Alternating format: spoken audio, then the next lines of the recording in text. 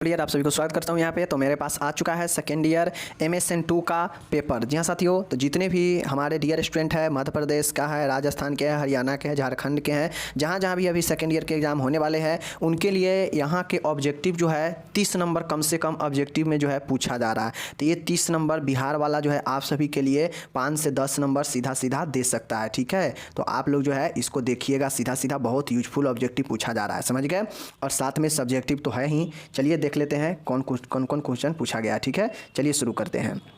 आपके सामने देख सकते हैं यहाँ पे आपके सामने जो प्रश्न है, पहला प्रश्न है 15 नंबर का। ठीक है, और 15 नंबर में जो है एक एक नंबर का 15 को जो है आपका दिया हुआ है, टर्म दिया हुआ है, इसको जो है परिभाषित करना है। अब इसमें rheumatic fever, AIDS, anaemia, psoriasis, mastitis, immunity, food poisoning, angina pectoris, उपदेश, सिफिलिस, शॉक, स्केबीज, टीबी, गठिया, क्या ये सब हम नहीं पढ़ाए हैं? बिल्कुल पढ़ा चुके हैं। तो 15 नंबर यहाँ से आ जाएगा। एक एक नंबर का डिफिनीसन समझ गए, जिसको टर्मिनोलॉजी हम कराए हैं अभी हाल फिलहाल में। ठीक है, चलिए दूसरा प्रश्न यहाँ पे देखिएगा। दूसरा प्रश्न है, देखिए तीन प्रश्न का जवाब देना है। इस जो है 1 2 3 4 5 इस 5 में से 3 का जवाब देना है, यानी 15 नंबर का ये भी प्रश्न है। ठीक है, अब देखिए हम क्या क्या पढ़ाए हैं। हम MI मतलब मायोकार्डियल इन्फारक्शन समझ गए ना, या हार्ट अटैक, ये भी पढ़ाए हैं। डेंगू भी पढ़ाए हैं। HTN हाइपरटेंशन उच्च रक्तचाप, ये भी पढ़ाए हैं। ग्लूकोमा भी पढ़ाए हैं। मेनियर्स भी पढ़ाए हैं। टोटल पढ़ाए हैं। बस इसमें से जो 3 सबसे आसान लगे, HTN, ग्लूकोमा और MI, ये 3 के लिख देते, आपका 15 नंबर यहाँ से मिल जाता। चलिए, तो ये भी पढ़ा चुके हैं। ओके, ठीक है, चलिए नेक्स्ट यहाँ पे 15 नंबर का क्वेश्चन पूछा गया है। देख सकते हैं यहाँ पे क्वेश्चन सामने है, अपने सामने कहता है वर्ण क्या है, वर्ण को परिभाषित करना है। तो 3 नंबर यहाँ से मिल जाता। ठीक है, कहता है जलने के प्रकार लिखे और उसके वर्गीकरण के समझाए। अब हम आपको बता चुके हैं कि वर्ण 1 डिग्री, 2 डिग्री और 3 डिग्री वर्ण पढ़ाए हैं ना। 1 डिग्री, 2 डिग्री, 3 डिग्री, समझ गए ना। उसके बाद हम जो है इसके परसेंटेज में भी बांटे हुए हैं, तो वो भी पढ़ाए हुए हैं।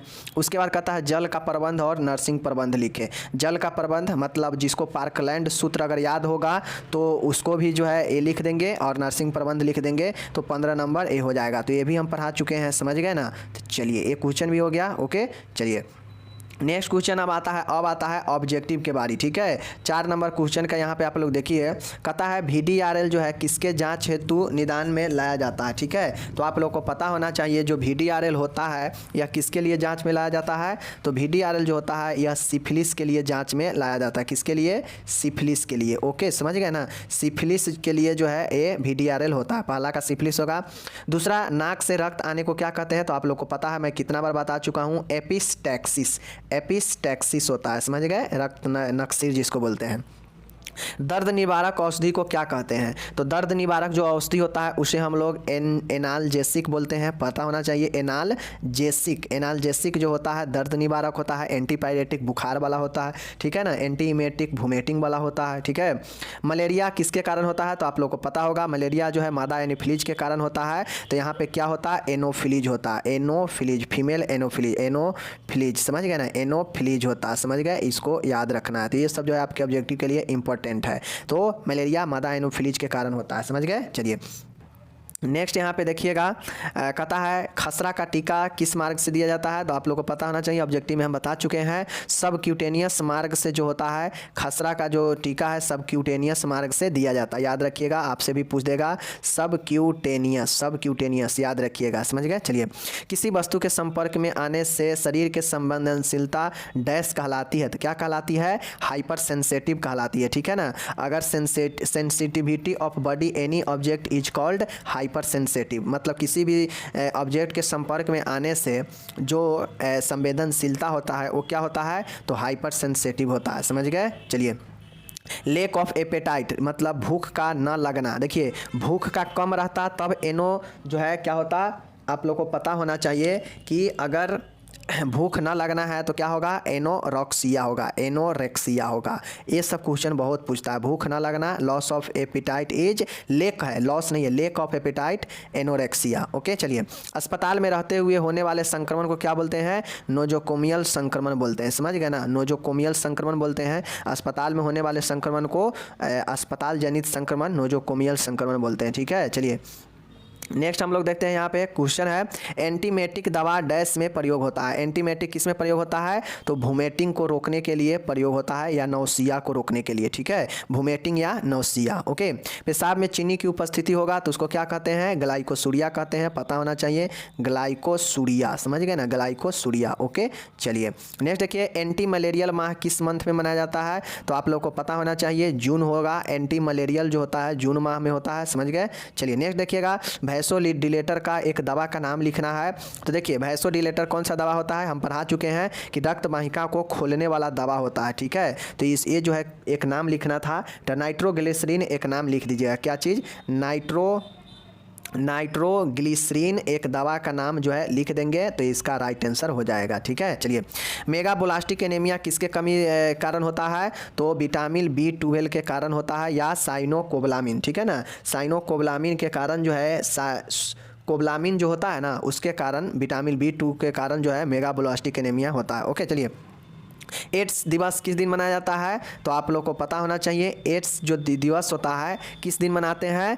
तो आप लोग को 1 दिसंबर को जो है आपके एड्स दिवस मनाते हैं, ठीक है, 1 दिसंबर, समझ रहे हैं ना चीज़ को। चलिए नेक्स्ट अब हम लोग यहाँ पे देखिए, अब एक क्वेश्चन यहाँ पे 15 नंबर का है, 5 में से कोई 3 का जवाब देना था। तो हेमेटोसिस और हेमेटोमेसिस ये भी पढ़ाए हैं, निमोनिया एम्फाइमा ये भी पढ़ाए हैं, मायोपिया ग्लूकोमा ये भी पढ़ाए, मेंजाइटिस एंसेफ्लाइटिस ये भी पढ़ाए हैं। तो ये अंतर बताना था, तो 15 नंबर ये भी हम पढ़ा चुके हैं, आराम से लिखने वाला है, ठीक है। चलिए नेक्स्ट लास्ट क्वेश्चन है, देखिए 6 क्वेश्चन में से 5 का ही जवाब देना था, समझ गए, 75 नंबर का, 15 नंबर का, बट एक क्वेश्चन एक्स्ट्रा देता है कि मान गए अगर किसी को एक क्वेश्चन छोड़ना है तो एक क्वेश्चन छोड़ सकता है, समझ गए। तो यहाँ पे देखिए ये भी 15 नंबर का ऑब्जेक्टिव टाइप है, मैचिंग, देख लीजिए बहुत आसान है।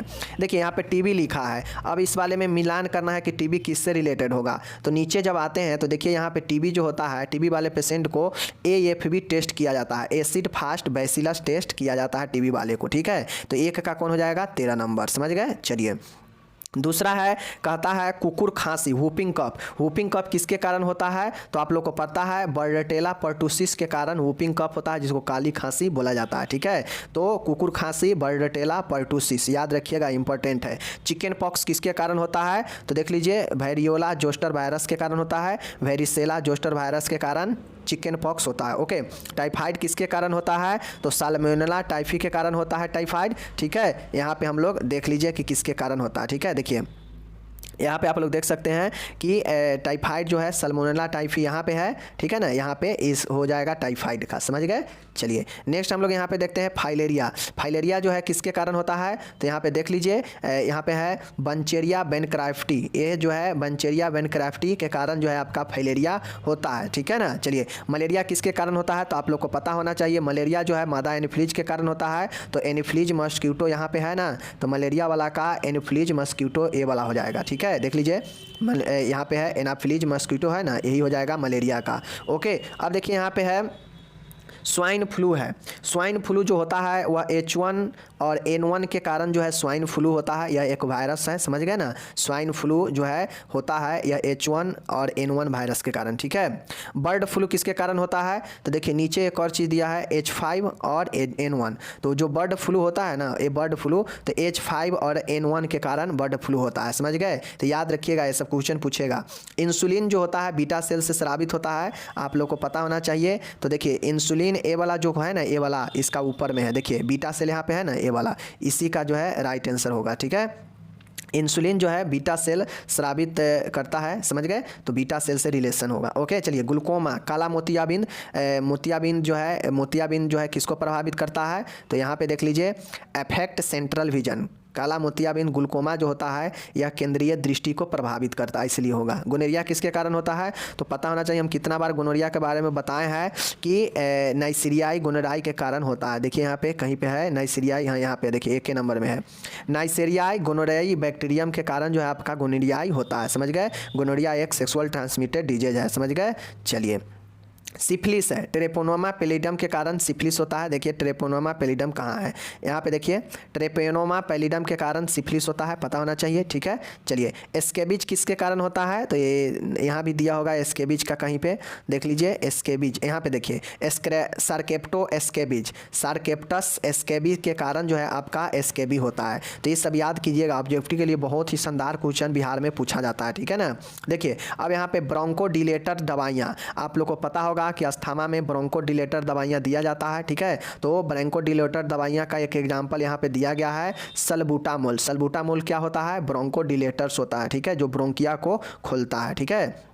नेक्स्ट यहाँ पे देखिएगा एप्लास्टिक एनीमिया क्या होता है। अप्लास्टिक एनीमिया क्या होता है, तो देखिए अप्लास्टिक एनीमिया तब होता है जब बोन मैरो में जो है नष्ट होने लगता है, बोन मैरो का विनाश होने लगता है, तो जो है क्या होता है, एप्लास्टिक एनीमिया होता है, ठीक है। तो लास्ट एप्लास्टिक एनीमिया से संबंध किसका हो जाएगा, अस्थि मज्जा का विनाश। तो यहाँ पे जो लोग इसको बनाए होंगे 15 नंबर बहुत आसान था, जो हमें फॉलो करके गए होंगे उनका जो है आज 100 में 100 जो है % बना है, यानी 75 में 75 बनाकर आए होंगे। 70 नंबर तो उनको आना ही चाहिए, ठीक है। टोटल के टोटल हम पढ़ा चुके हैं। ओके चलिए विदा लेते हैं, और जिनका भी आगे दूसरे स्टेट में एग्जाम होने वाला है वो लोग जरूर देख कर जाए, क्योंकि आपके लिए बेहद इंपॉर्टेंट है, समझ गए। धन्यवाद।